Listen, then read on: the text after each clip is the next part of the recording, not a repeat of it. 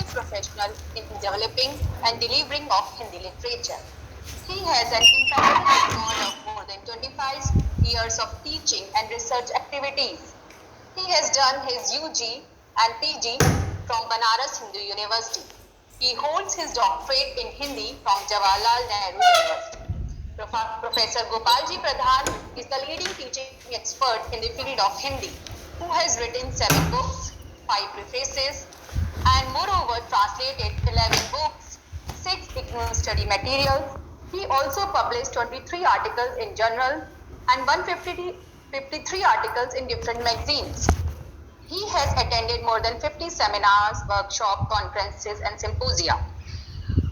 11 MPhil and 12 PhD students completed their research work under his guidance. He is an acclaimed public speaker who has also interviewed famous writer Sharan Kumar.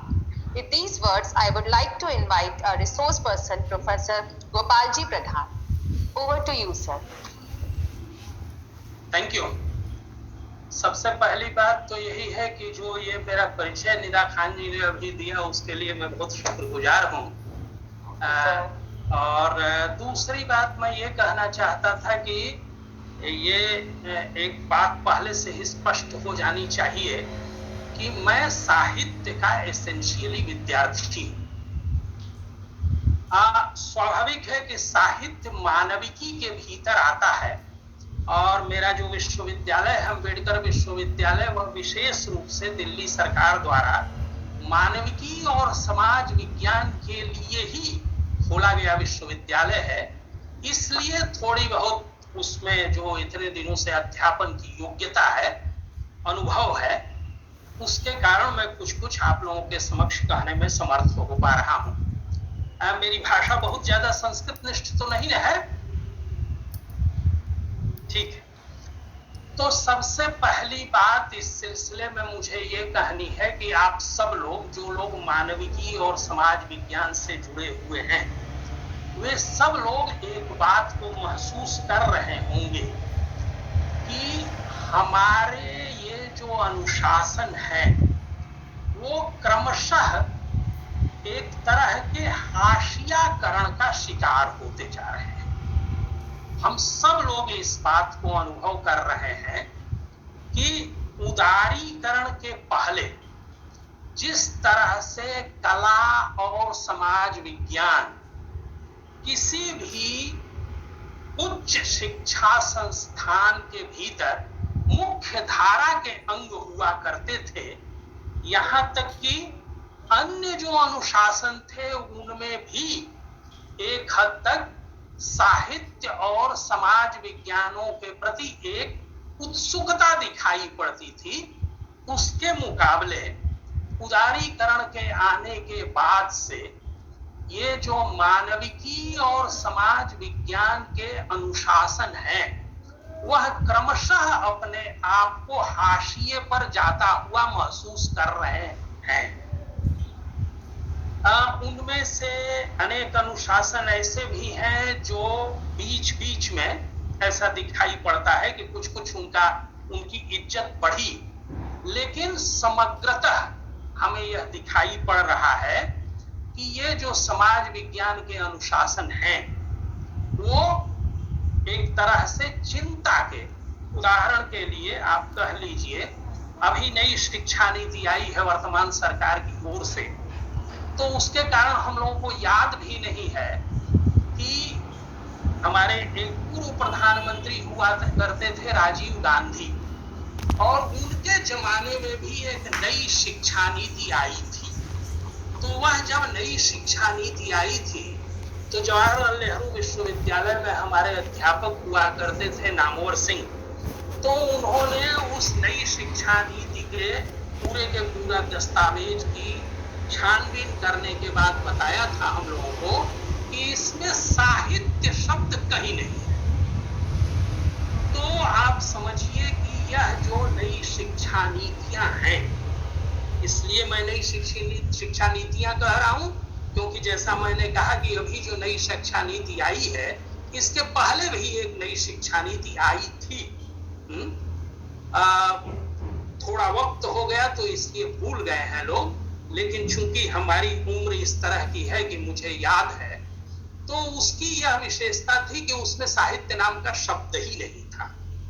तो तभी से इस बात को हम लोग जानते हैं कि उदारीकरण के आने के बाद से उच्च शिक्षा के भीतर क्रमशः साहित्य और मानविकी तथा समाज विज्ञान से जुड़े हुए अनुशासन क्रमशः हाशिए पर जा रहे हैं।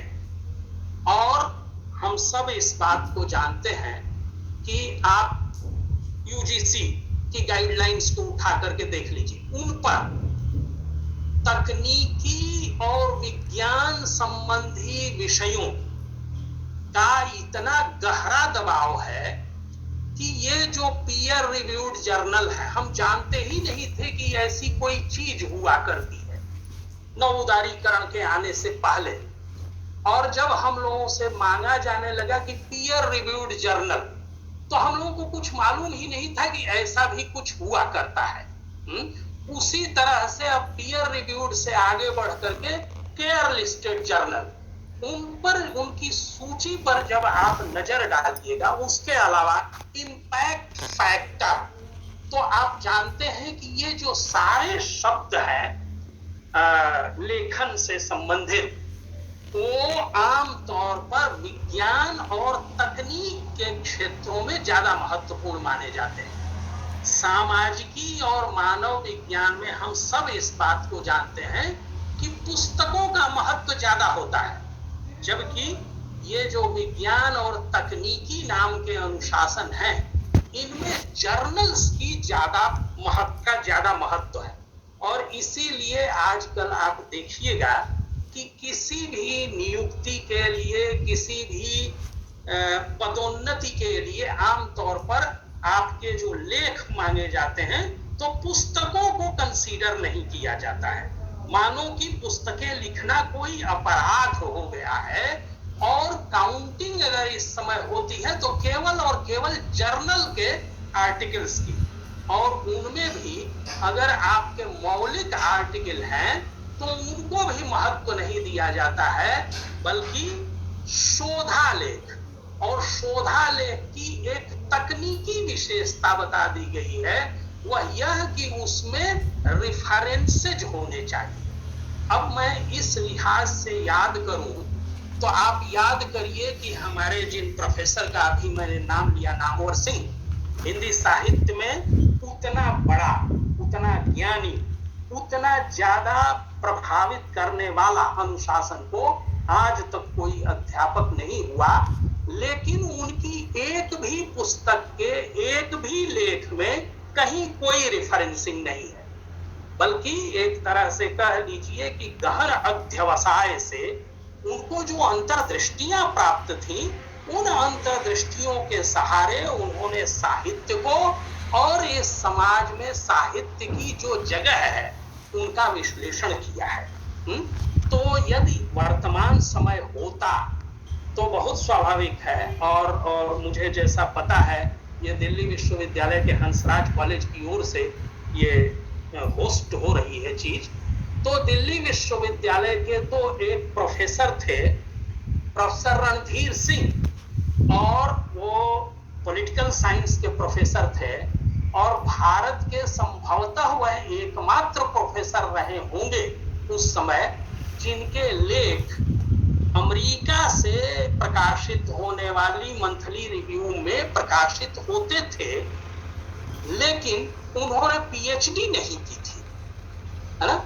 तो उन्होंने इसीलिए लिखा है कि आज की तारीख में, मतलब जब वो रिटायर हो रहे थे तो उस समय तक ये सब चीजें सुनाई पड़ने लगी थी, तो उनको भी एक तरह से उस समय प्रोफेसर न माना जाता।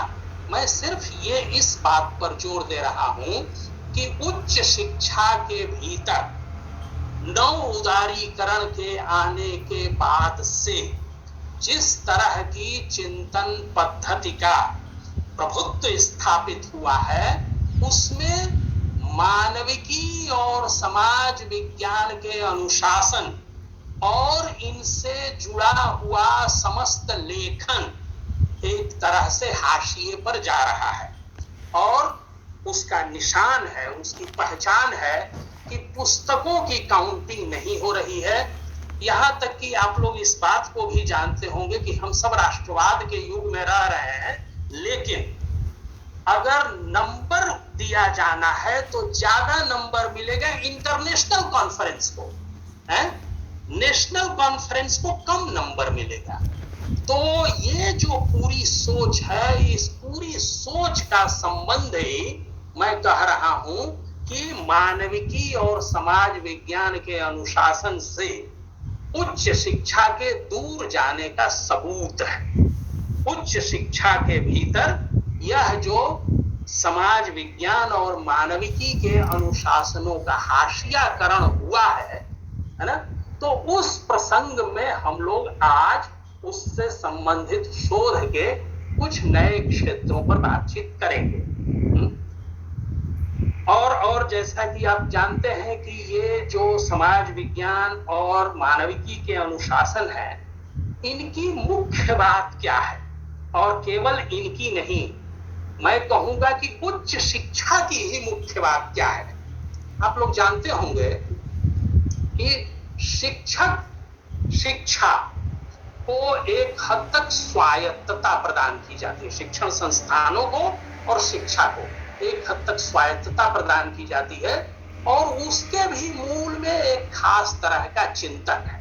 वह चिंतन यह है कि ये जो केंद्र है, उच्च शिक्षा संस्थान, इनमें केवल और केवल सरकार की प्रशंसा ही नहीं गूंजती है, बल्कि इन संस्थानों का महत्व यह है कि वह समाज और सरकार की समाज की अवस्था और सरकार की नीतियों में जो भी खामी हो उसको ये उजागर करे। उसका महत्व क्या है? यह सरकार के लिए ही फायदेमंद होता है कि वह इस बात को जाने कि उसकी योजनाओं और नीतियों में क्या खामी है, और इन चीजों को बताने के लिए केवल और केवल भक्ति का होना आवश्यक नहीं है, बल्कि एक तरह के आलोचनात्मक विवेक का होना आवश्यक है। तभी आप जो शासन है उसकी नीतियों में जो कमी है उसको देख सकेंगे। यदि आप में केवल और केवल भक्ति है तो स्वाभाविक तौर पर इन नीतियों का गुणगान ही करते रहेंगे। और आप सब जानते हैं कि बहुत पहले से, और चूंकि मैंने पहले ही कहा कि मैं साहित्य का विद्यार्थी हूं, तो बहुत पहले कबीरदास ने इस बात को कहा था कि निंदक नियरे राखिए। अपने आसपास किसी भी अच्छे प्रशासक को, किसी भी अच्छे व्यक्ति को केवल और केवल चाटुकार जमा नहीं करने चाहिए। ऐसा नहीं होना चाहिए कि आप एक तरह के बबल में रह रहे हैं। ऐसा नहीं होना चाहिए कि एक ऐसे बुलबुले के भीतर आप रह रहे हो जिसमें सिर्फ और सिर्फ आपकी ही आवाज इको करके आपको सुनाई पड़ती रहे। क्योंकि होता यह है कि यदि मैं जो बोलूं उसी को बाकी लोग भी दोहराते रहें तो क्या होगा? मुझे वही बातें सुनाई पड़ेंगी जो मैंने खुद ही बोली है।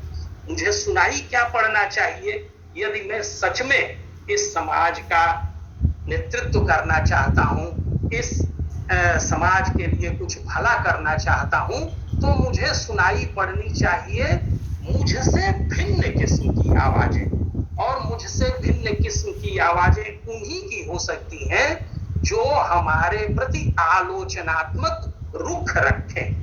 यदि मेरे प्रति केवल और केवल प्रशंसा का कोई रुख रखता है तो स्वाभाविक तौर पर वह वही बोलेगा जो मुझे अच्छा लगेगा, जिसको हमारे यहाँ हिंदी में बोलते हैं ठकुर सुहाती। तो कहने का मतलब कि मुझे जो अच्छा लगे वही वह सुनाता रहेगा।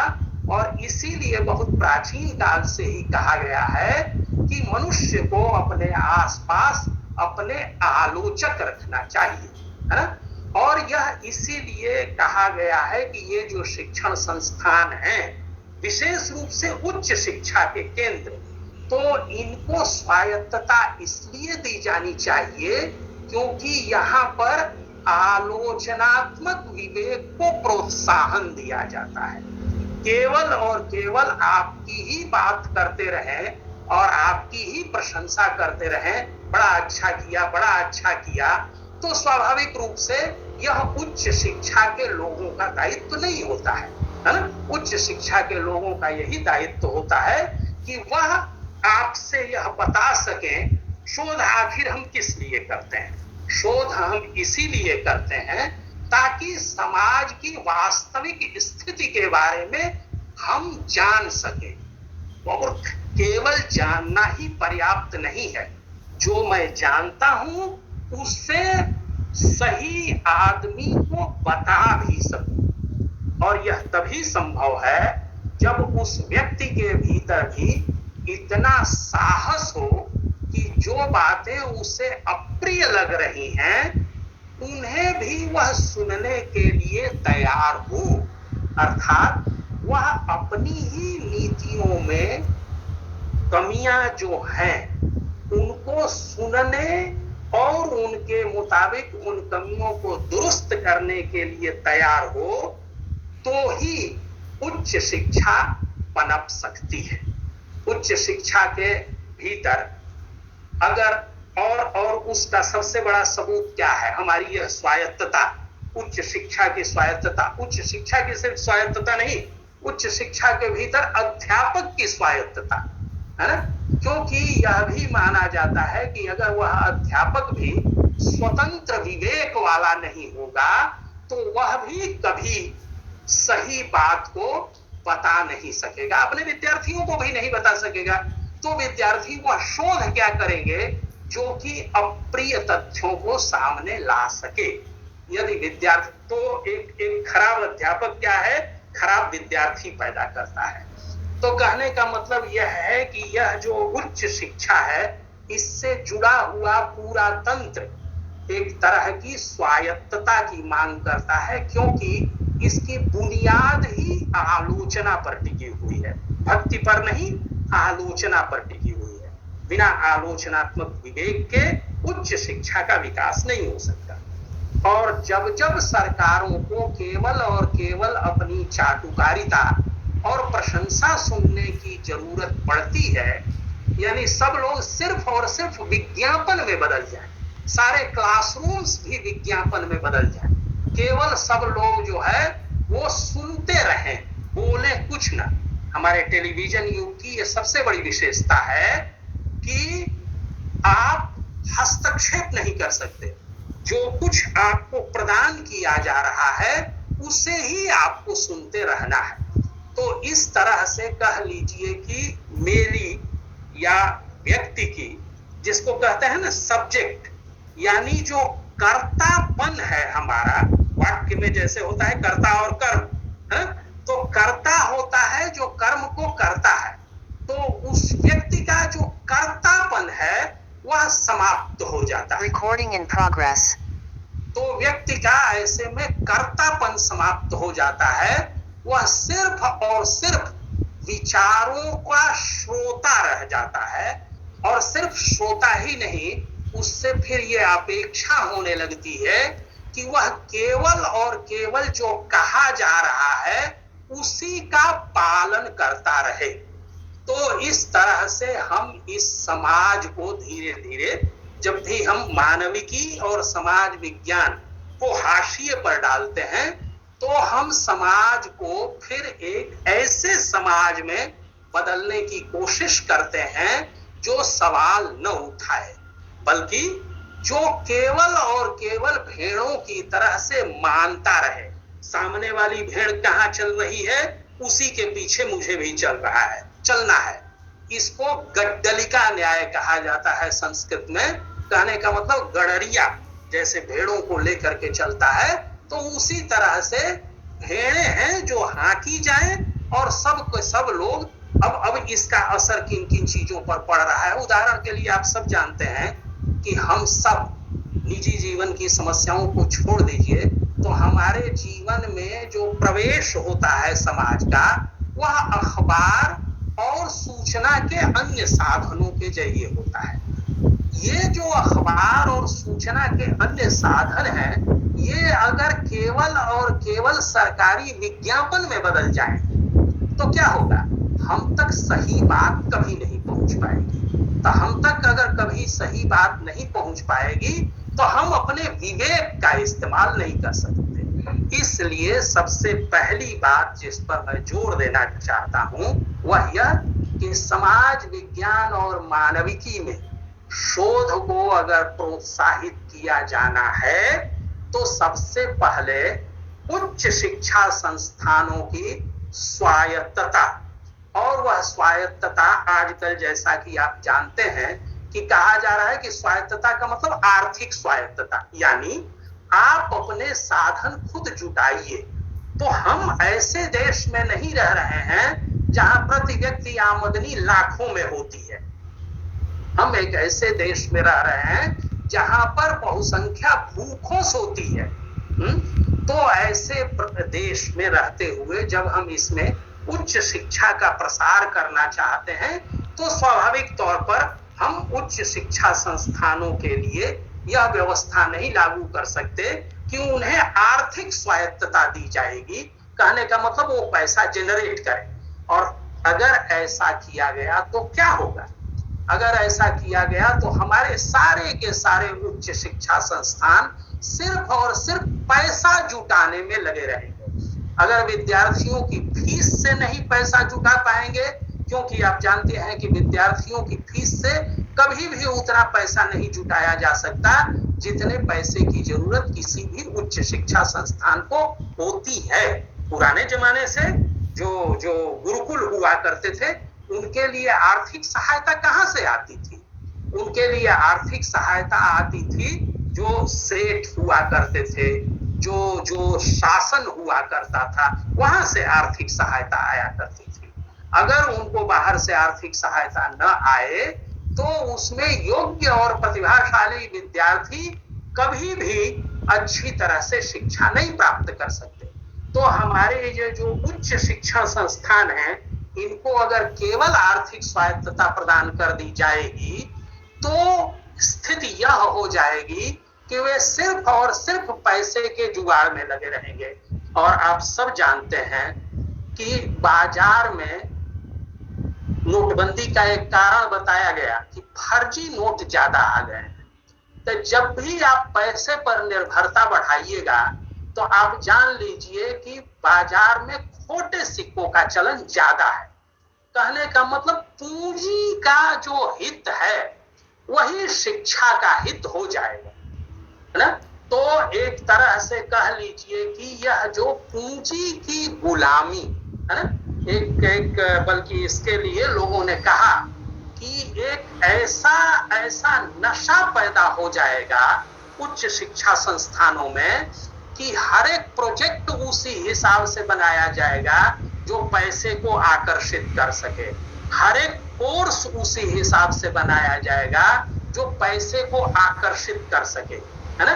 तो यदि पैसा ही शिक्षा का ध्येय हो तो आप सब जानते हैं बहुत पुराने जमाने से यह बात है कि लक्ष्मी और सरस्वती में बैर रहता है। इसीलिए कहा गया है मिथकीय रूप से कि लक्ष्मी का वाहन उल्लू है? और इसलिए उल्लू आप जानते हैं, हालांकि वह एक पक्षी है, लेकिन उल्लू को एक हद तक बुद्धिहीनता का पर्याय माना जाता है। अनेक संस्कृतियों में ऐसा नहीं है लेकिन भारत में ऐसा है। तो लक्ष्मी और सरस्वती में इसलिए बैर होता है। तो यदि पैसे का ही प्रत्येक उच्च शिक्षा संस्थान को भूखा बना दिया जाएगा और इस बात की प्रतियोगिता करा दी जाएगी, यही बात हम लोगों के सारे सरकारी संस्थानों का निजीकरण करते हुए कही जा रही है और पहले भी कही जाती थी, वह यह कि इनमें प्रतियोगिता होने से इनमें गुणवत्ता आएगी, है ना? तो यदि हमारे उच्च शिक्षा संस्थानों में पैसे के लिए प्रतियोगिता कराई जाने लगी तो होगा यह कि इस प्रतियोगिता में सारे के सारे शिक्षा संस्थान इस बात की होड़ करने लगेंगे कि कौन पूंजी की सबसे ज्यादा चापलूसी करता है। और पूंजी की चापलूसी सबसे ज्यादा वही करते हैं जो लोग बुद्धि और विवेक को गिरवी रख देते हैं। तो कहने का मतलब यह कि जो उच्च शिक्षा का मूल उद्देश्य है बुद्धि का स्वातंत्र्य, बहुत पुराने जमाने में कहा गया मुंडे मुंडे मतिर्भिन्न, मनुष्य होने का, उसके विवेकवान होने का यही लक्षण है कि दो मनुष्य कभी भी एक बुद्धि के नहीं हो सके हैं। कभी ऐसा नहीं, किसी भी समाज के विवेकवान होने का, जागरूक होने का सबसे बड़ा प्रमाण यही है कि वहां पर सभी लोग एक ही बात से सहमत नहीं होते हैं, उनमें आपस में मतविरोध पाया जाता है। और यह मतविरोध जब पाया जाएगा तभी वह समाज लोकतांत्रिक होगा, क्योंकि जितनी ज्यादा आवाजें सुनाई पड़ेंगी तभी कोई समाज ज्यादा से ज्यादा लोकतांत्रिक होगा। और इसका शोध से क्या संबंध है? इसका शोध से यह संबंध है कि कोई भी समाज जब लोकतांत्रिक होगा तभी वह अपने बारे में शोध की अनुमति दे सकता है, अन्यथा शोध की आवश्यकता किस बात के लिए रह जाएगी। हमारे साहित्य में कहा गया है, कबीरदास से फिर से उदाहरण दे रहा हूं, सुखिया सब संसार है खावे और सोवे। यदि अगर खाना और सोना ही है तब तो पूरा का पूरा संसार सुखी है, खा रहा है और सो रहा है। लेकिन जो जागृत विवेक है यानी कबीर, तो दुखिया एक कबीर है जागे और रोवे। जो जाग रहा है वह रो रहा है। जिसका विवेक जागृत है, विवेक जागृत होने का मतलब कि जो असहमत है, जो मेजॉरिटी जिस बात को कह रही है। अब यहाँ पर यह भी ध्यान देने की जरूरत है, लोकतंत्र के बारे में एक तरह की गलत धारणा हम लोगों की बन गई है कि वह बहुमत का शासन है। वह बहुमत का शासन नहीं है, वह अल्पमत के लिए शासन है। अल्पमत की अगर उसमें बात नहीं सुनी जाती तो कोई भी समाज लोकतांत्रिक नहीं है, क्योंकि बहुत से लोग जो करते होते हैं उसे यथास्थिति कहा जाता है। क्योंकि जैसा चला आ रहा है, तब अगर यथास्थिति का ही पालन होता रहे तो समाज बदलेगा कैसे? कोई भी समाज जड़ हो जाएगा। आप जानते हैं अगर बहता हुआ जल न हो तो उसमें सड़ने लगता है। तो यदि समाज में परिवर्तन न हो, हमारे बाबा साहब अम्बेडकर ने कहा था इस बात को, तो कि क्या है कि जो आदर्श समाज है वह ऐसा होना चाहिए जिसमें एक समाज के एक हिस्से में होने वाला परिवर्तन समाज के अन्य हिस्सों में भी खूब अच्छी तरह से बिना किसी रोक टोक के पहुंच जाए, तो ऐसे समाज में गतिशीलता होती है। और आप जानते हैं थॉमस पिकेटी एक बहुत बड़े विद्वान हुए, जो फिलहाल विषमता, दुनिया में एक बहुत बड़ी समस्या पैदा हो गई है, विषमता। लोग समझ ही नहीं पा रहे हैं कि इस समस्या का हम करें तो क्या करें। लोकतंत्र बहुत लड़ करके लोगों ने हासिल किया, लेकिन अब धीरे धीरे लोगों को लग रहा है कि वह लोकतंत्र तो हमसे छिनता चला जा रहा है, क्योंकि ऐसी आर्थिक गैर बराबरी पैदा हुई है जिसमें सरकार, आज किसी सरकार को जनता के वोट की कोई चिंता नहीं रह गई है। तो क्या है कि ये जो सरकार है वो थैली शाह बना रहे हैं, और सरकार काम भी कर रही है, थैली शाहों के लिए काम कर रही है।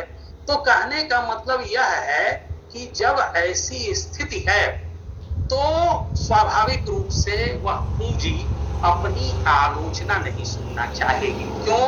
क्योंकि पूंजी का एकमात्र उद्देश्य होता है मुनाफा कमाना, और वह और जब आप आलोचना करेंगे तो क्या आलोचना करेंगे? आप यही आलोचना करेंगे ना कि लोगों के पास भरपूर मात्रा में पूंजी पहुंच नहीं पा रही है।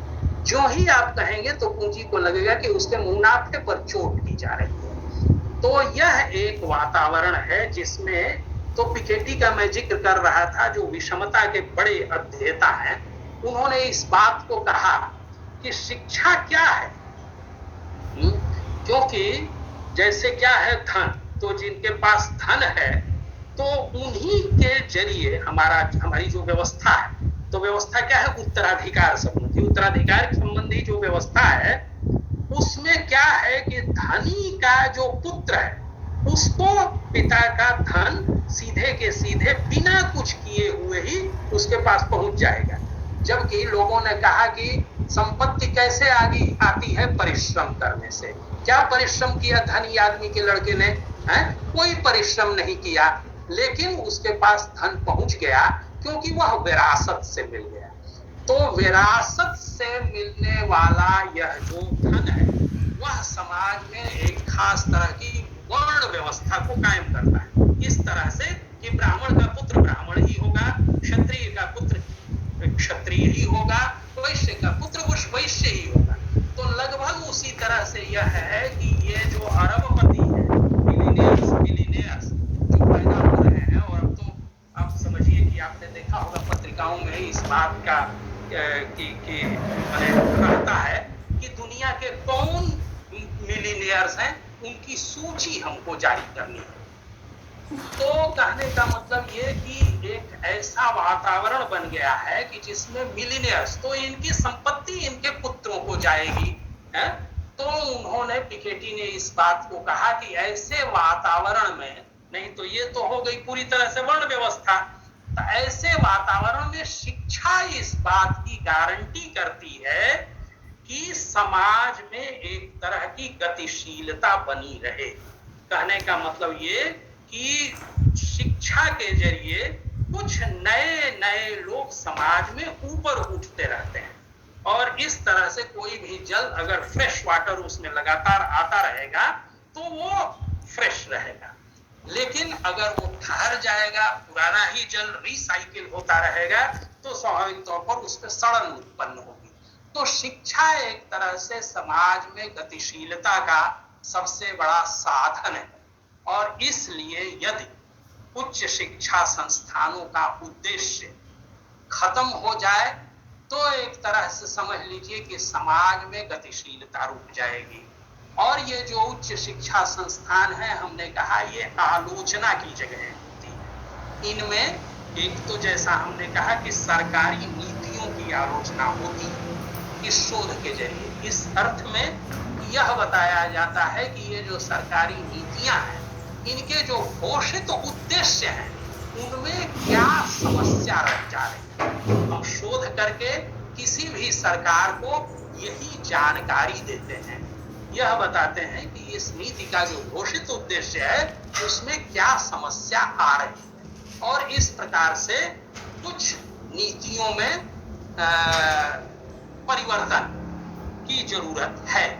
तो एक तो हो गया हम अपने शोध के जरिए सरकार को बताते हैं। दूसरे अर्थ में जैसा हमने कहा कि समाज में गतिशीलता, तो समाज में गतिशीलता जारी रखने के लिए आवश्यक होता है कि यह जो उच्च शिक्षा के केंद्र हैं ये समाज की भी आलोचना है। और समाज में जैसा हमने कहा कि बहुमत जिस तरफ होता है ना, तो अगर उसी की प्रतिष्ठा हो, सभी मामलों में यह कह दिया जाए कि जो लोगों ने माने बहुमत ने कहा वही सबसे अच्छी चीज है, तो किसी भी समाज में कभी कोई परिवर्तन ही न हो। क्योंकि अम्बेडकर ने इस बात को कहा, गांधी ने इस बात को कहा कि क्या होता है कि समाज में बदलाव ही नहीं आ सकता यदि समाज में आप आलोचना की जगहें बरकरार न रखें। आलोचनात्मक आवाजों को सुनने के लिए अगर किसी समाज में धीरज नहीं है, कान नहीं है, तो उस समाज में कोई बदलाव नहीं आ सकता। और ये जो लोग होते हैं, जो लोग उंगली उठाते हैं, समाज की कमियों पर उंगली उठाते हैं, आप सब जानते हैं, बताने की जरूरत नहीं है, सती प्रथा कायम रहती अगर लोगों ने उसकी आलोचना न की होती। क्या उन आलोचकों के लिए व्यापक समर्थन था? क्या वे बहुमत में थे? कभी ऐसा नहीं था, वे अल्पमत में थे। उन्हें समाज में लोगों की आलोचनाएं सुननी पड़ी, निंदा सुननी पड़ी, बहिष्कार झेलना पड़ा, तभी उन्होंने समाज के भीतर जो समस्याएं हैं उनको वे बता सके, उसका साहस कर सके। और यह साहस उनके भीतर कहां से आया, आप सब जानते हैं, ईश्वर चंद्र विद्यासागर। तो ईश्वर चंद्र विद्यासागर के भीतर यह साहस आया कहां से? शिक्षा के जरिए। उनके भीतर जो यह विद्यासागर था ना, वह विद्यासागर, कहने का मतलब जो विद्या का समुद्र है उनके भीतर, उसने उन्हें साहस दिया। और समाज में भी, अब अगर आप कह दीजिएगा कि हार्वर्ड जो है वो बेकार की चीज है? आप तो कहने का मतलब कि जब आप शिक्षा के जरिए जो एक आदमी के भीतर आलोचनात्मक विवेक पैदा हुआ है, उसको ही सवालों के भीतर ला दीजिएगा, तो स्वाभाविक तौर पर आप आलोचना के लिए एक तरह से अपना कान बंद कर लीजिएगा। तो ऐसी स्थिति में क्या होगा कि जो शिक्षित लोग हैं, उच्च शिक्षा प्राप्त लोग हैं, वो समाज की कभी आलोचना कर ही नहीं पाएंगे। समाज में जो चलन है, उदाहरण के लिए दहेज, आप सब जानते हैं, क्या दहेज न लेने वाले आज भी, आलोचना करने वालों को तो छोड़ दीजिए, न लेने वाले माइनॉरिटी में। अगर आप यह कहिए कि फालतू की बात है, आपने दहेज न लेकर के क्या बिगाड़ लिया है, तो ये तो सही बात है कि उन्होंने कुछ नहीं बिगाड़ लिया, लेकिन एक आदर्श की कम से कम उन्होंने परिकल्पना की और उसे अपने जीवन में उतारने की चेष्टा की, है ना। और इसके कारण अनेक लोग, जिनको यह लगेगा कि दहेज बुरी बात है, उनको प्रेरणा मिलेगी। लेकिन अगर आप ये कहिएगा कि बड़ा पढ़ लिख गए हैं और इसीलिए दहेज नहीं ले रहे हैं, तो क्या होगा? तो इससे ये होगा, हालांकि आजकल ऐसा होता नहीं है, क्योंकि आप सब जानते हैं कि ये जो हमारे आईएएस लोगों की जो ट्रेनिंग अकादमी है, वहां पर एक सर्वेक्षण हुआ और उस सर्वेक्षण में 2 चीजों के बारे में पता चला और उसके आधार पर कुछ लोगों को वहां से निकाल दिया गया था। वह यह कि उनमें से कुछ लोग, हाँ, निकिता जी ने हाथ उठाया है,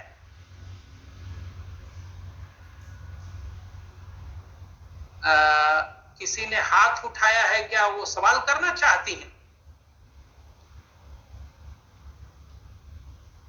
बाद में एक साथ इकट्ठा ले लेंगे जी, सारे प्रश्नों को लिया जाएगा।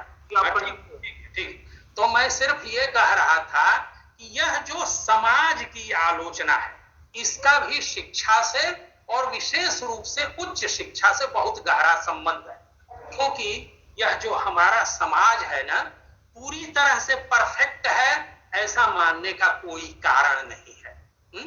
तो इस समाज में जो समस्याएं हैं, उनकी ओर ध्यान दिलाना, ये हमारे शोध मुख्य बात नहीं है। मुख्य बात है शोध का उद्देश्य। हमारा जो हम शोध करते हैं समाज विज्ञानों और मानविकी में, उसका उद्देश्य क्या होता है? उसका यह एक उद्देश्य हमने बताया, सरकार की नीतियों की कमियों के बारे में बताना, और दूसरा प्रमुख उद्देश्य होता है समाज की समस्याओं को सामने ले आना। अगर ये 2 उद्देश्य न हो तो हमारे शोध का कोई माने मतलब नहीं रह जाएगा।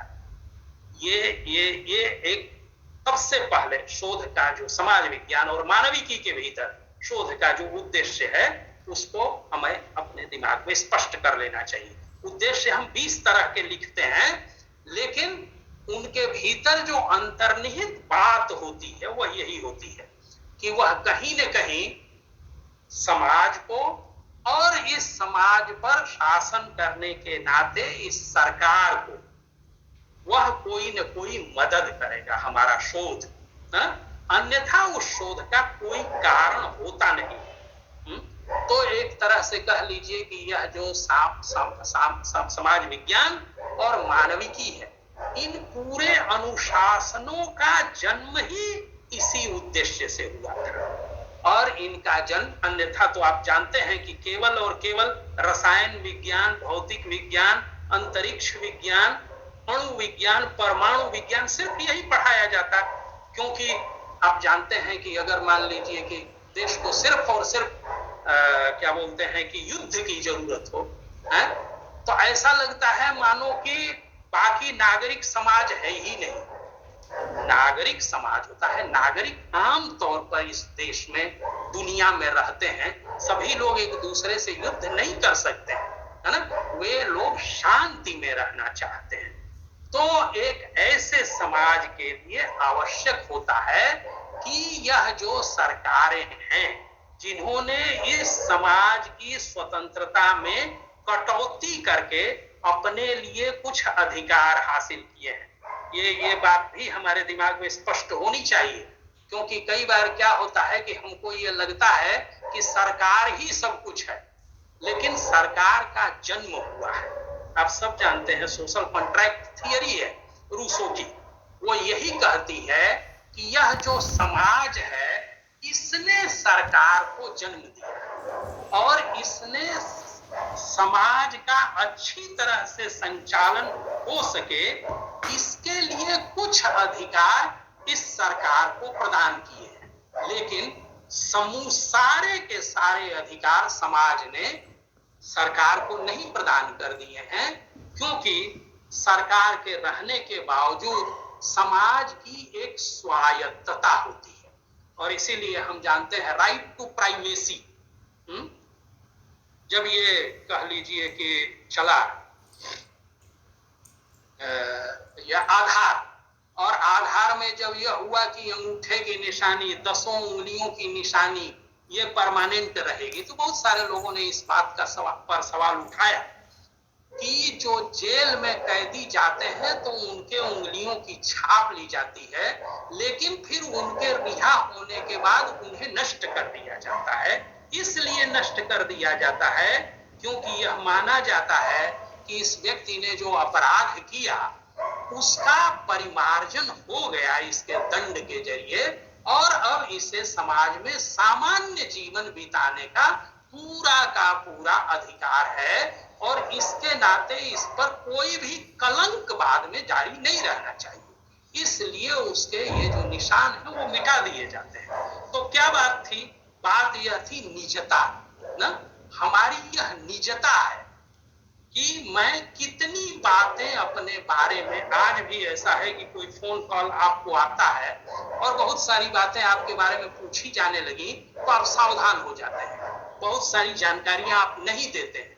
इसीलिए नहीं देते हैं क्योंकि मानते हैं आप कि व्यक्ति ने अपने सारे अधिकार सरकार को नहीं सौंपे हैं, उसकी निजता है एक जगह पर। उदाहरण के लिए मैं जाना चाहूं कहीं पर भारत देश के बारे में, एक मतलब मुझे राइट है, अधिकार प्राप्त है, वह यह कि भारत में कहीं भी बसने का मुझे अधिकार है। तो कहीं भी व्यवसाय करने का, उपार्जन करने का अधिकार है। तो यह जो व्यक्ति के नाते मेरा अधिकार है, इसको कोई भी सरकार इसका अपहरण नहीं कर सकती है। तो कहने का मतलब यह है कि जो सरकार है वो समाज से ऊपर नहीं होती। इसलिए ऊपर नहीं होती क्योंकि समाज ने ही उसे जन्म दिया है। आप लोग जानते होंगे सिविल सोसाइटी, आजकल एक शब्द चला है, निंदात्मक रूप से उसका उपयोग किया जाता है, फिर भी इस बात को जानना चाहिए, और खास करके समाज विज्ञान और मानविकी के विद्यार्थियों को तो अवश्य जानना चाहिए कि यह एक ऐसी चीज होती है जो सरकार से भिन्न होती है, और सरकार इस पर जितना ज्यादा काबू करने की कोशिश करेगी उतना ही ज्यादा वह तानाशाह सरकार कहलाएगी। तो कहने का मतलब यह कि यह जो समाज है, उस समाज के भीतर जो स्वतंत्रता है, जैसे जो बुनियादी अधिकार है हमारे, है ना, तो ये जो आजादी है किसी भी समाज के भीतर जितनी ज्यादा रहेगी, यानी सरकार मेरे निजी जीवन में जितना कम हस्तक्षेप करेगी उतना ही ज्यादा वह लोकतांत्रिक कहलाए। तो ये जो समाज है, तो ये समाज जो है वह एक सरकार से भिन्न किस्म की जगह रखता है, और इस समाज में भी एक तरह से सुधार की निरंतर आवश्यकता पड़ती है। तो ऐसी स्थिति में ये जो उच्च शिक्षा संस्थान है या हमारा जो मानविकी और समाज विज्ञान का शोध है, उसका यह कर्तव्य होता है कि समाज की समस्याओं को भी बताए। उदाहरण के लिए आप सोचिए कि मानसिक अस्वास्थ्य, आप सब जानते हैं कि हमारा जो जीवन है उस जीवन में हम कई बार मानसिक रूप से अस्वस्थ लोगों को अयोग्य मान लेते हैं। शारीरिक रूप से भी जो कोई अक्षम है तो उसे अयोग्य मान लेते हैं। और मान लेते हैं, जितना ज्यादा कह लीजिए कि समाज में ये रहता है ना, काम करना माने काम ही केवल नहीं, जिससे धन का उपार्जन होता है वही काम महत्वपूर्ण। और इसीलिए कहने की जरूरत नहीं है कि स्त्रियों का अधिकांश काम माना जाता है कि वह बेकार का काम है। कहने का मतलब यह है कि उससे तो कोई धन का उपार्जन हो नहीं रहा है, पैसे उसके बदले में मिल नहीं रहे हैं। झाड़ू पोछा अपने घर में लगाने का जो लोग व्यावसायिक रूप से करते हैं उनको छोड़ दीजिए, लेकिन घर में अगर झाड़ू पोछा और खाना लग रहा है तो उसके बारे में यही मान लेते हैं लोग कि ये तो क्या बोलते हैं कि इससे कोई वैल्यू नहीं ऐड हो रहा है। तो इसलिए तो काम के बारे में हमारा यह दृष्टिकोण रहता है। तो ऐसी स्थिति में क्या होता है, शारीरिक रूप से अक्षम लोग हैं, मानसिक रूप से जो लोग अस्वस्थ लोग हैं, उनके प्रति हमारा दृष्टिकोण एक तरह की उपेक्षा का होने लगता है, क्योंकि हम यह मान के चलते हैं कि वो लोग कोई वैल्यू एडिशन नहीं कर रहे हैं। क्या कर रहे हैं, वो लोग सरकार पर बोझ बने हुए हैं।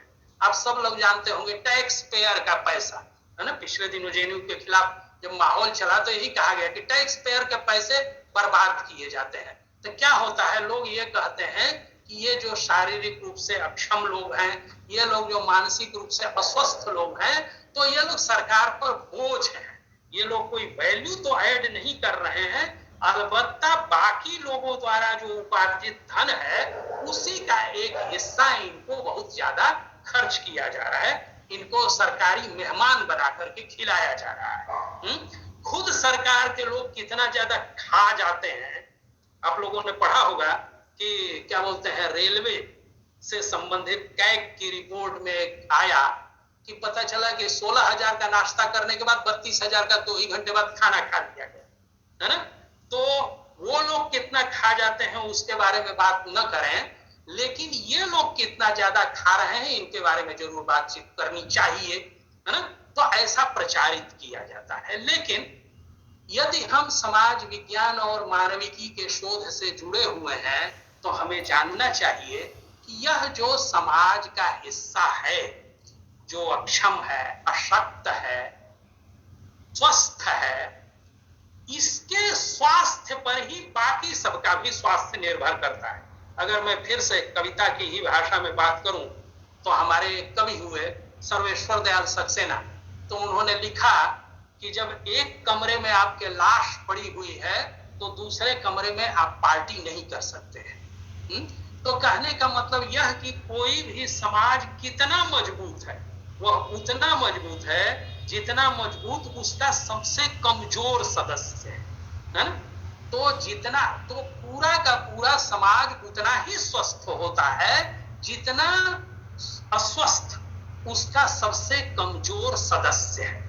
तो इसलिए जो वंचित हैं, जो कमजोर हैं, जो छूट गए हैं, उनकी चिंता करना, उनकी देखरेख करना, उनको समाज की मुख्य धारा में ले आना, यह हमारे अनुशासनों का मूल उद्देश्य है। और इसी नाते इन अनुशासनों का जन्म हुआ था। असल में जब उद्योग था, इंडस्ट्रियलाइजेशन, तो उसके कारण समाज के बड़े हिस्से को, आप सब जानते हैं, गांवों से उखड़ करके शहरों में आना पड़ा था। और तब शहरों में इतनी सुविधाएं नहीं हुआ करती थी, न सीवर हुआ करते थे, न शौचालय हुआ करते थे, न सड़कें हुआ करती थी। तो ऐसी स्थिति में ये जो समुदाय हैं, जो समाज के वंचित समुदाय हैं, जो मुख्य धारा में नहीं दिखाई पड़ रहे हैं, जो उस तरह से आपको पैसा पैदा करते हुए नहीं दिख रहे हैं, लेकिन जिनकी देख रेख करना समाज और सरकार का दायित्व है। सरकार अगर कुछ करती है तो वह समाज की ओर से करती है। उदाहरण के लिए उच्च शिक्षा को अगर सब्सिडी दी जाती है तो वह समाज की ओर से दी जाती है। कोई मंत्री अपनी जेब का एक पैसा भी सब्सिडी में नहीं देता है, वो सब्सिडी लेता है ना। आप जानते हैं कि पार्लियामेंट की कैंटीन में इतना जो खाना सस्ता मिलता है तो उसका कारण यह है कि वो सब्सिडाइज्ड खाना है। तो कोई भी सब्सिडी देता नहीं है अपनी जेब से, क्योंकि वो कमाते भी कुछ नहीं है ना। तो इसका मतलब यह है कि समूचे समाज से जो उनको धन मिला हुआ है तरह तरह के टैक्स के रूप में, उसी का वो विवेकपूर्ण इस्तेमाल करते हैं समूचे समाज के संचालन के लिए। तो एक तरह से सरकार का जो दायित्व है वह यह कि समाज से जो प्राप्त धन है उसका समाज के ही विकास के लिए इस्तेमाल करना, और इसके लिए एक तरफ समाज में सुधार की आवश्यकता होती है और दूसरी तरफ जो सरकारी योजनाएं हैं उनका भी सही दिशा, सही लक्ष्य, सही तरीका यह जरूरी होता है। और यही बताना, यही करना, उसमें होने वाली किसी खामी को उजागर करना, यही एक तरह से मानविकी और समाज विज्ञान के शोध का मूल उद्देश्य है। इस मूल उद्देश्य को अगर हम ध्यान में रखेंगे तो अपने इन अनुशासनों का महत्व भी हम समझ सकेंगे। क्या कारण है कि जो बड़े बड़े व्यापारिक घराने हैं वो संगीत के बड़े बड़े कार्यक्रमों का आयोजन करते हैं? क्योंकि यह माना जाता है कि यह धन लोगों से ही अर्जित किया गया है। मैं कॉलेज में पढ़ाता था तो वहां पर एक गन्ना मिल थी, तो उस गन्ना मिल का यह दायित्व था कि उस इलाके के किसानों के लिए, किसानों के विकास के लिए वो कुछ कार्य करे, और उसके तहत उस गन्ना मिल ने अपनी इनकम का एक हिस्सा एक डिग्री कॉलेज खोलने के लिए लगाया और चलाने के लिए लगाया। तो ऐसा नहीं है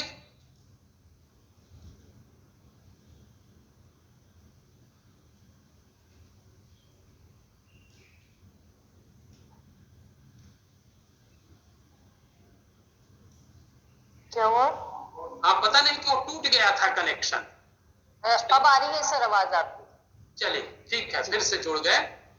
तो मैं ये कह रहा था कि ये वातावरण हमको ध्यान में रखना चाहिए। कई बार क्या होता है कि अगर हम सिर्फ तकनीकी रूप से इस पर बात करते रह जाएं तो हमारे दिमाग से, जिसको कहते हैं अगर फिलॉसफी की भाषा में कहें तो क्या कहते हैं कि missing would for the trees. हम पेड़ों को तो गिनते रह जाते हैं लेकिन जंगल का बोध हमको नहीं आ पाता। तो कहने का मतलब कि गिनाने के लिए तो मैं गिना दे सकता हूं कि इस दिशा में शोध करने की जरूरत है, इस दिशा में शोध करने की जरूरत है, लेकिन है क्यों वह जरूरत?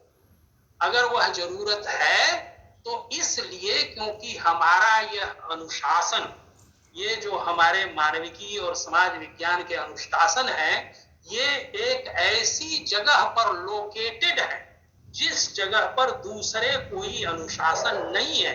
अगर हमें हाशिए पर डाला जाएगा तो इस समाज का बहुत भारी नुकसान होगा। आप सब जानते हैं कि कहा ही गया है संस्कृत में कि अगर साहित्य संगीत कला विहीन, जिस मनुष्य में साहित्य संगीत और कला नहीं है तो वो क्या है? वो पशु है, तुच्छ विषाणहीन, जिसके पूंछ और सींग नहीं है। तो कहने का मतलब यह है कि वह केवल और केवल युद्धरत मनुष्य रह जाएगा, है ना। वो कभी भी मानवीय, और मानवीयता किसको कहते हैं? करुणा। करुणा का भाव ही नहीं पैदा होगा यदि आप इन सब चीजों से जुड़े हुए नहीं हैं। अगर केवल और केवल धन उपार्जन उद्देश्य होगा तो स्वाभाविक तौर पर आप एक अच्छे मनुष्य के रूप में नहीं विकसित हो सकते। तो इसलिए मनुष्य के सर्वांगीण विकास के लिए, क्योंकि उसी समय जो इंडस्ट्रियल रेवोल्यूशन थी, तो उस इंडस्ट्रियल रेवोल्यूशन के समय में ही, औद्योगिक क्रांति के समय में ही समाज के बारे में जिस तरह की बातें कही जा रही थी कि सभी मनुष्य होमो इकोनॉमिकस, मनुष्य क्या है, मूलतः एक आर्थिक प्राणी है ना। तो अगर कोई इस बात को कहेगा तो इसके जो आलोचक थे उन्होंने ही इस बात को उठाया कि मनुष्य केवल आर्थिक प्राणी नहीं है, बल्कि वह एक सामाजिक प्राणी है, और अगर उसे सामाजिक प्राणी होना है तो इसका अर्थ यह है कि वह केवल स्वार्थ नहीं देखेगा, वह परोपकार भी करेगा। और परोपकार करने का मतलब ही है कि दूसरे मनुष्यों की समस्याओं को समझेगा, उन्हें दूर करने की कोशिश करेगा। तो इसलिए हमारे ये जो अनुशासन है, ये धन कमाने की जो केंद्रीयता है ना, जो इंडस्ट्रियल रेवोल्यूशन के समय जिस तरह से समाज को देखा जा रहा था, और जिसमें युद्ध भी एक तरह से समझ लीजिए कि नैतिकता का सवाल नहीं रह गया था। किसका सवाल रह गया था? आजकल आप सब जानते हैं कि इसी की महिमा है। यही बताया जा रहा है, जब कोरोना आया तो बहुत सारे लोगों ने कहा कि कोई बात नहीं है, इससे बूढ़े लोग मर रहे हैं और उसके कारण जो पेंशन फंड है उस पर बोझ कम हो जाएगा। तो इतने भयानक किस्म से अगर आप अर्थशास्त्र को नैतिकता से, मानवीयता से अलग कर दीजिएगा, तो वहां पर इसी तरह की बातें हुआ करेंगी, है ना। कि मतलब क्या है कि कैसे पैसा बढ़े। तो कैसे पैसा बढ़े, तो माने युद्ध भी बहुत अच्छी चीज है। बहुत सारे लोगों ने कहा कि सेकेंड वर्ल्ड वॉर इस अर्थ में अच्छा था कि उसने 1929 की महामंदी को समाप्त कर दी। आज भी रूस और यूक्रेन में जो युद्ध हो रहा है, तो आप सब जानते हैं कि उसमें बहुत बड़े बड़े जो युद्ध के हथियार बनाने वाली कंपनियां हैं, उनको बहुत अच्छा लग रहा है, क्योंकि उनके हथियार जो इतने दिनों से जंग खा रहे थे, वो बाकायदे जो है सो की नुमाइश में लगे हुए हैं।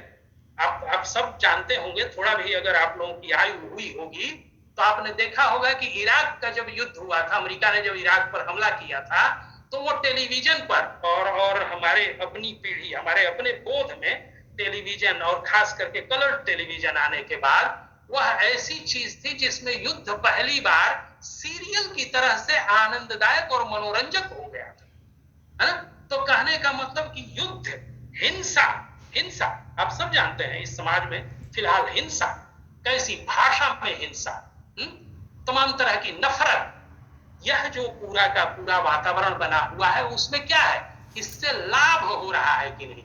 और अगर लाभ हो रहा है तो नैतिकता, तो एक शब्द चला क्या, मोरल रिलेटिविज्म। कहने का मतलब नैतिकता कोई सार्वभौमिक चीज नहीं होती, वो रिलेटिव होती है ना। तो इस तरह से सार्वभौमिक नैतिकता की को सवालों के घेरे में ला दिया गया था। लेकिन यह जो दुनिया को परिभाषित करना और समझने की जो दृष्टि थी, उसकी जो आलोचना है, उसके जरिए हमारे मानविकी और समाज विज्ञान के अनुशासनों की स्थापना हुई है। और चूंकि इसी के तहत उनकी स्थापना हुई है, इसलिए उनका यह नैतिक कर्तव्य बनता है कि वे सरकार और समाज की आलोचना करें। और यह आलोचना वे तब तक नहीं कर सकते जब तक वे अल्पसंख्या के साथ खड़े होने का साहस न करें।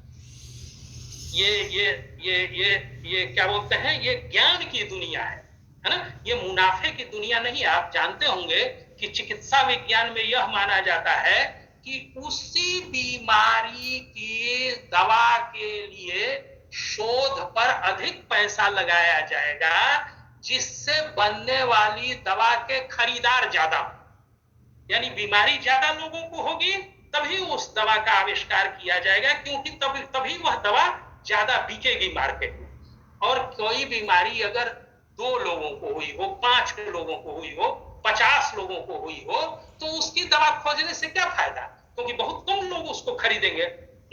तो ऐसी स्थिति में ये जो दवाओं के व्यापारी हैं, तो उनका कहना है कि ऐसी ही बीमारियों के शोध को हम प्रमुखता देंगे जिनसे बनने वाली हमारी दवाओं की बिक्री हो सके। लेकिन यह ज्ञान की दुनिया है, इसमें इस तर्क से हम नहीं चल सकते।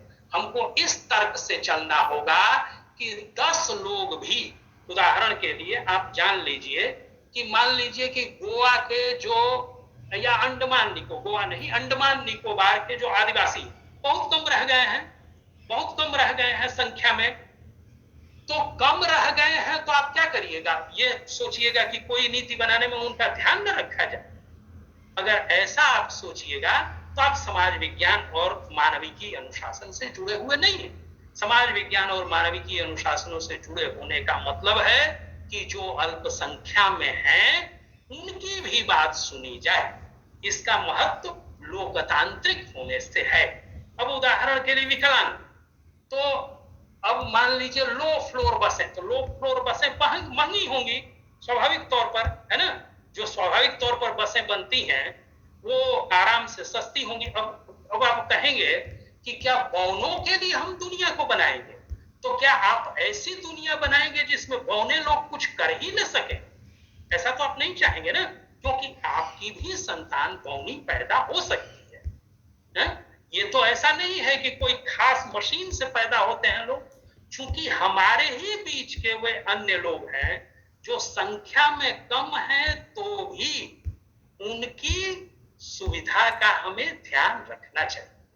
वैसे ही जैसे हमारे परिवार में अगर कोई बीमार होता है तो हम उस पर विशेष रूप से ध्यान देते हैं। हम यह नहीं कहेंगे कि इस बीमारी में भी चलो खाना बनाओ, नहीं, हम कहेंगे कि आराम करो।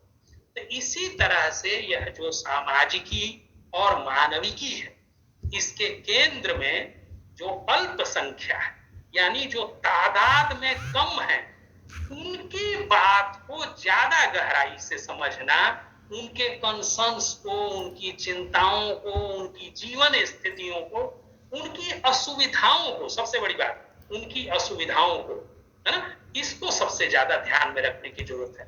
अब अगर बस का डंडा आप ऊपर की ओर लगाइएगा तो कोई कद में नाटा व्यक्ति उसको नहीं पकड़ पाएगा, है?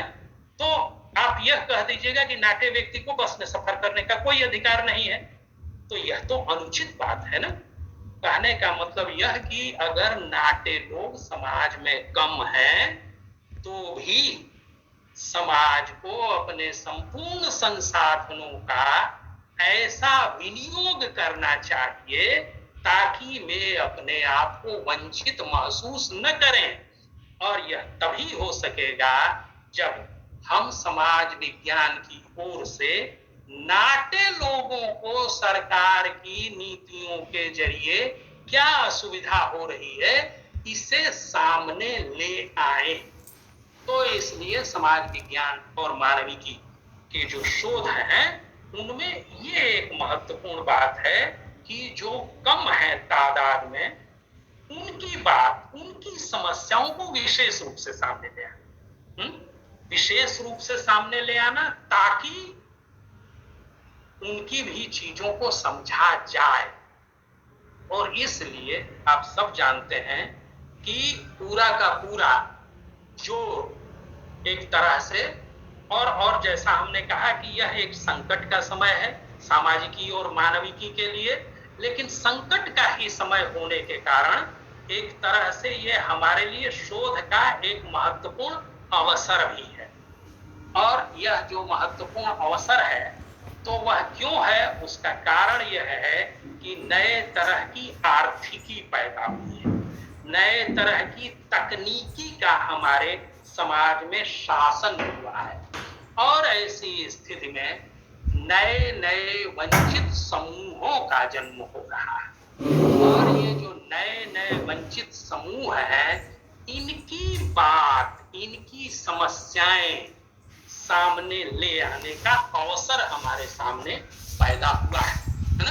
तो इस चीज को समझने में हमारी मदद एक तरह से अस्मिता संबंधी चिंतन अच्छी तरह से कर रहा है। क्या कि हम इस बात को समझ पा रहे हैं कि कि ये नई आइडेंटिटीज पैदा हो रही। उदाहरण के लिए जिनका मैंने जिक्र किया विकलांग, कहने का मतलब यह कि जो लोग अक्षम हैं शारीरिक रूप से, तो वे एक समूह के बतौर सामने आ रहे हैं। क्यों? क्योंकि अगर हमको, हमारी सरकार को आर्थिक संकट है, तो वो क्या करती है कि सबसे पहले कोई सज्जन नंबर मांग रहे हैं, क्या मैं ही अपना नंबर लिख दूं, या कि जो आयोजक है वही ग्रुप में शेयर कर देंगे? सर बाद में दे देंगे एक बार में ना, जब क्वेश्चन। ठीक है, कोई बात नहीं, कोई बात नहीं।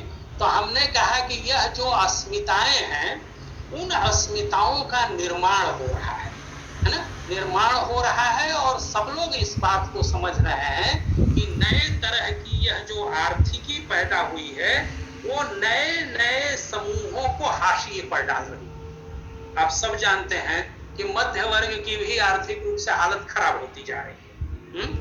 अब आपसे पहले तो हम लोग सुना करते थे कि मजदूरों और किसानों और इन सब की समस्याएं हैं, लेकिन धीरे धीरे युवक भी उसी में शामिल होते जा रहे हैं। और खास करके आप लोग जानते होंगे कि यह जो कोरोना आया, और कोरोना के दौरान जो डिजिटल वर्ल्ड, पूरा का पूरा जो डिजिटल सब कुछ हुआ, और उसके कारण जो मानव संपर्क समाप्त हुआ, एक दूसरे के साथ व्यक्तिगत रूप से मिलना जुलना, तो शिक्षा के क्षेत्र में यह भी एक बात है। शिक्षा क्या है? शिक्षण संस्थान होते हैं, वहां पर कौन लोग आते हैं? एक समान उम्र के लोग पढ़ने आते हैं। खास बात क्या होती है कि वे समान लोग समान तरह की समस्याओं को महसूस करते हैं, और इसलिए एक तरह की पीढ़ी का निर्माण होता है, जिसको हम लोग कहते हैं जेनरेशन। जेनरेशन कोई ऐसी चीज नहीं है जो सिर्फ उम्र से आंकी जाती है, नहीं।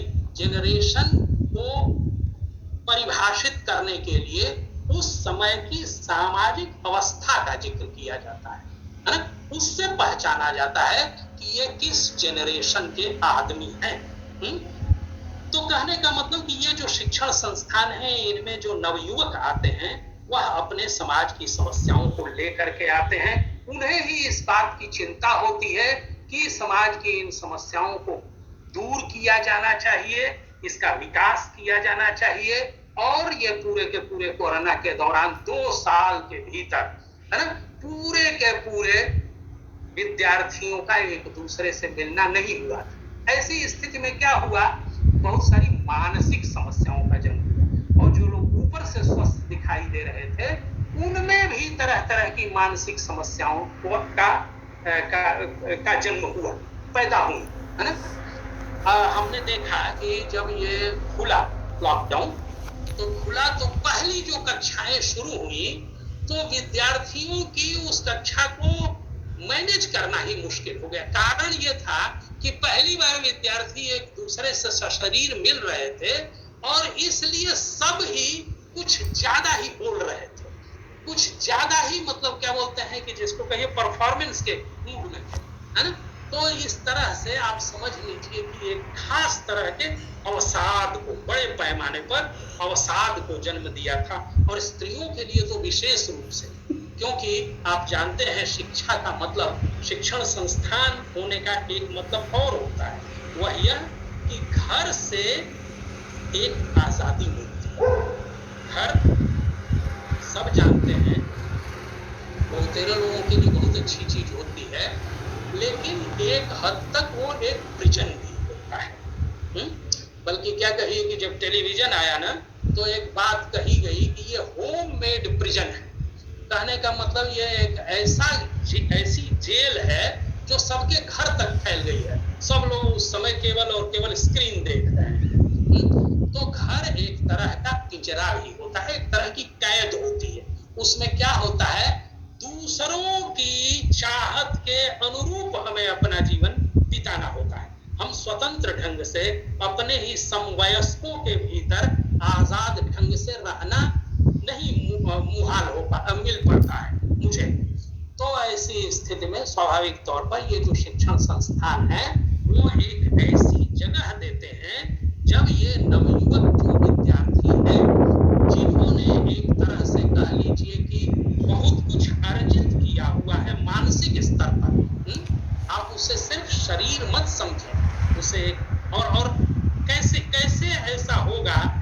समाज में स्त्रियों के प्रति सहनशीलता है, यदि आप लोगों को एक दूसरे से मिलने का अवसर ही न दीजिए। जब अवसर ही न दीजिएगा तो स्वाभाविक तौर पर हमको ये लगेगा कि जो स्त्रियां होती हैं वो बदचलन होती हैं, ठीक है। और कहने का मतलब यह कि मतलब एक तरह की पूर्व धारणाओं के साथ सब लोग चलेंगे। मनुष्य एक दूसरे को समझ नहीं पाएगा। यहाँ तक कि जो वंचित समूह है, जिसमें मैंने कहा जिक्र किया विकलांग है ना, दलित है, तो ये जो लोग हैं उन लोगों की अपनी विशेष समस्याएं क्या है, इनको हम समझ ही नहीं सकेंगे यदि उनके साथ समय बिताने के लिए मुझे मिले ही नहीं। और यही हुआ था कोरोना के दौरान। हम समाज की जो विविधता है उसको हम समझ ही नहीं पाते थे। जितने लोग हमारे पास हैं उतना ही हम समझ पाते हैं। और जब सरकार कहती थी कि अपने घर में रहे, तो हम इस बात को भूल जाते थे कि भारत देश में, और भारत देश तो छोड़िए, इस दिल्ली नगर में बेघर लोगों की तादाद बहुत बड़ी है। और यदि हम यह शोध न करें सामाजिकी और मानविकी के दृष्टिकोण से कि बेघर लोग दिल्ली में कितने हैं, तो इस बात का पता ही नहीं चलेगा कि दरअसल इस दिल्ली में बेघरों की भी तादाद बहुत बड़ी है ना। यहाँ तक कि आप समझ लीजिए कि जो नशा, तो नशा भी एक पूरा का पूरा व्यापार है, जिसमें जो नशा करता है वो सबसे कमजोर प्राणी है। तो नशे के पूरे व्यापार पर हम निगाह न उठा पाएंगे अगर हमें इस बात की आजादी न हो कि हम खुद से भिन्न किस्म के लोगों को समझने की कोशिश करें, है ना। तो अपने से भिन्न किस्म के लोगों को, केवल अपनी तरह के लोगों को नहीं, सबसे खराब लोग वो होते हैं। और समाज विज्ञान और मानविकी के लिए सबसे ज्यादा यह जरूरी चीज है कि जो हम हैं उसकी समस्याओं को समझने की कोशिश करें। अगर हम शारीरिक रूप से सक्षम हैं तो हम समझने की कोशिश करें कि शारीरिक रूप से अक्षम लोगों की दुनिया कैसी होती है। तभी हम उनके लिए क्या आवश्यक है इस बात को समझ पाएंगे। अगर हम वैल्यू जजमेंट देते रहे तो कभी भी उन लोगों का जो उन लोगों से जुड़ा हुआ जो समस्याओं का समूह है उसको हम कभी समझ ही नहीं सकेंगे। तो इसलिए अपने से भिन्न किस्म के लोगों को समझने के जरिए ये एक उपकरण है। ये शोध क्या है? ये एक उपकरण है जिसके जरिए हम स्वयं से भिन्न किस्म के लोगों को समझते हैं, एक समूह के रूप में, समुदाय के रूप में। और तब हम अपनी सीमाओं के बारे में सचेत होते हैं। ऐसा नहीं है कि केवल स्त्रियों को स्त्रियों के बारे में सोचना चाहिए, केवल दलितों को दलितों के बारे में सोचना चाहिए, ये बहुत खराब बात है।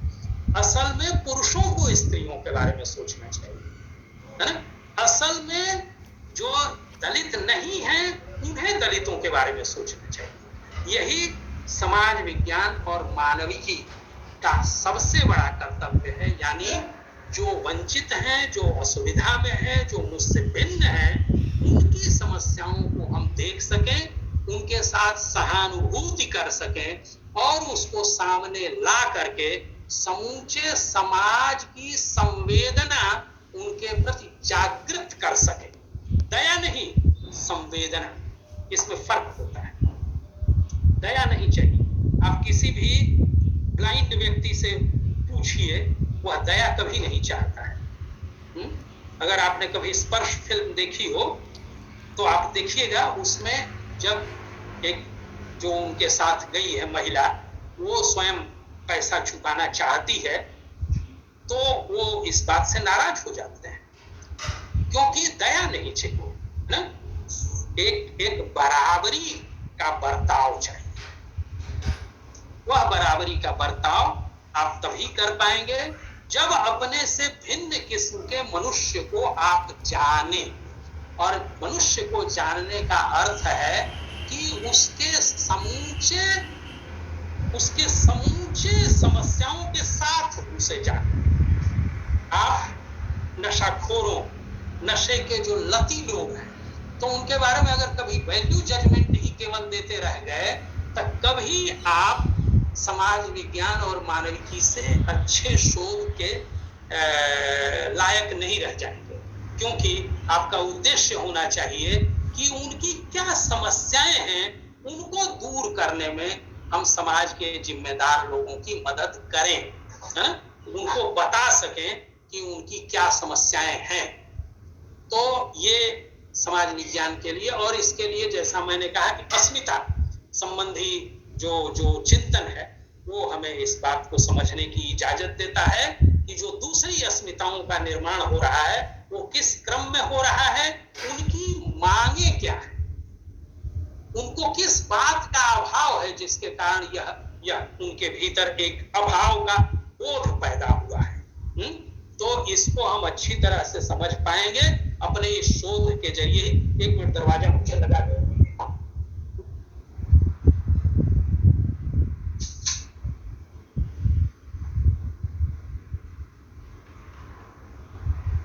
तो इस शोध के जरिए ही हम अच्छी तरह से समझ पाएंगे, इसलिए जो हमारा शोध है। और आप जानते हैं कि इस दिशा में जिन लोगों का मैं जिक्र करना चाहता हूं, तो जैसे उत्तर आधुनिकता के जो चिंतक हैं उन्होंने बताया कि जो नई नई जगहें पैदा हो रही हैं जहां पर मनुष्यों को सबसे ज्यादा बुरी स्थितियों में रहना पड़ता है, उदाहरण के लिए जेल। और आप जानते हैं कैदियों पर भरपूर शोध किए जाते हैं। कैदियों पर भरपूर शोध इसीलिए किए जाते हैं क्योंकि उनको कोई भी कर्तापन नहीं होता है। जो जेल प्रशासन कहेगा वही उनको करना है ना। तो ऐसी स्थिति में जेल प्रशासन को विशेष रूप से संवेदनशील होना पड़ता है उनके प्रति, और ऐसा वे तभी हो सकते हैं जब उनकी समस्याओं को वो जाने। तो अब इसके लिए सबसे ज्यादा जरूरी है कि जेल के भीतर जो मौजूद है उनको हम अपराधी नहीं मनुष्य माने, और ऐसा मनुष्य माने जो बाद में इस समाज की मुख्य धारा में शामिल होंगे। और कम से कम हमारे देश में तो ऐसा मानने का यह